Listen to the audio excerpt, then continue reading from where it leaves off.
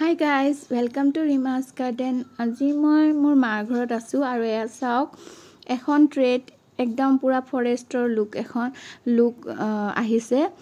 এয়া চাওক এয়া আহত গছ পাকৰি গছৰ বনসাই একেলগে এখন ট্ৰেট আছে আৰু এই ট্ৰে গাৰ্ডেনখনত পুৰা ফৰেষ্টৰ লুক আহিছে আৰু এবিলাক সব ভাইটিয়ে কৰিছে আৰু খুব ধুনিয়া ধুনিয়া বনসাই আছে। মই বনসাই টুৰ ভিডিও এটা আপোনালোকৰ লগত শেয়াৰ কৰিম। মই মাহঁতৰ ঘৰত থকাকৈ আহিছো কেদিনমান, তো মই লাহে লাহে দেখুৱাই থাকিম। এয়া চাওক এতিয়া ভিডিও যেনেকুৱা দেখিছে ৰিয়েলত বেছি ভাল লাগে, খুব ধুনিয়া শেপ আহিছে আৰু মই আপোনালোকৰ লগত ভিডিওটো শেয়াৰ কৰাৰ বেলেগ এটা কাৰণ হ'ল মানে অকল যে আমি পটতে প্লান্টস লগাব পাৰো হেতু নহয়, ভাইটিয়ে বেলেগ বেলেগ ধৰণে প্লান্টস লগাইছে, হেতু কাৰণে মই আপোনালোকৰ লগত ভিডিওটো শেয়াৰ কৰিব উলাইছো।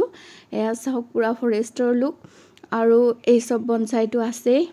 এয়া চাওক কিমান ধুনিয়াকৈ এয়া চাওক পুৰণা কিলাত যেন মানে গছ গজিছে তেনেকুৱা।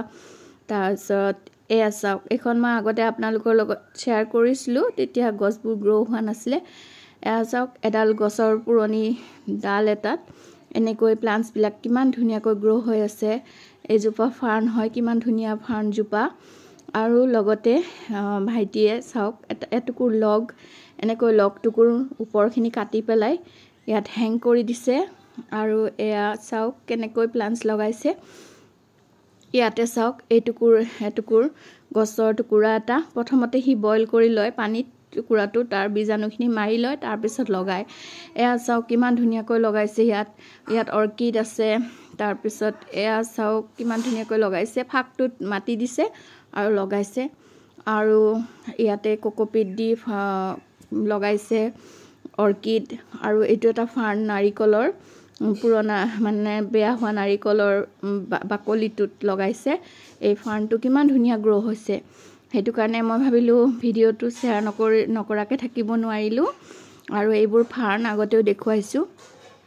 বহুত ধুনিয়া হয় তাৰ প্লান্টছৰ গ্ৰোথটো আৰু এইবোৰ চাওক ফাইলোডেন্ড্ৰন এনেকে লগাইছে আৰু এইবোৰ চাওক এয়া অৰ্কিডবোৰ এনেকে লগাইছে নেটৰ ভিতৰত কোকোপিট কোকোনাট হাক্স দি পেলাই আৰু ইয়াত নামবোৰ আছে অৰ্কিডবোৰৰ, যাতে সকলোৱে জানিব পাৰে হেনেকে নামবোৰো হি লগাই পেলাই থৈ দিছে। বহুত ধুনিয়া লাগিছে গোটেইখিনি অৰ্কিড, বহুত কেটা অৰ্কিড আছে তাৰ। অৰ্কিড কালেকশন ধুনিয়া, কিন্তু এতিয়া ফ্লাৱাৰিং হোৱা নাই যেহেতুকে এইবাৰ আনিছে। এনেকৈ সব কাঠৰ গছৰ টুকুৰা বিলাকত লগাইছে আৰু গছৰ টুকুৰা কেটা হি প্ৰথমতে বইল কৰি লৈছে।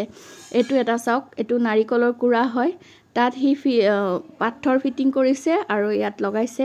এনেকে অলপ বেলেগ ধৰণৰ তাৰ গাৰ্ডেনখন, হেতু কাৰণে মই আপোনালোকৰ লগত শেয়াৰ কৰিলো। কেনেকুৱা লাগিল জনাব, ভাল লাগিলে লাইক কমেন্ট কৰিব। আজিলৈ ইমানতে, বাই বাই।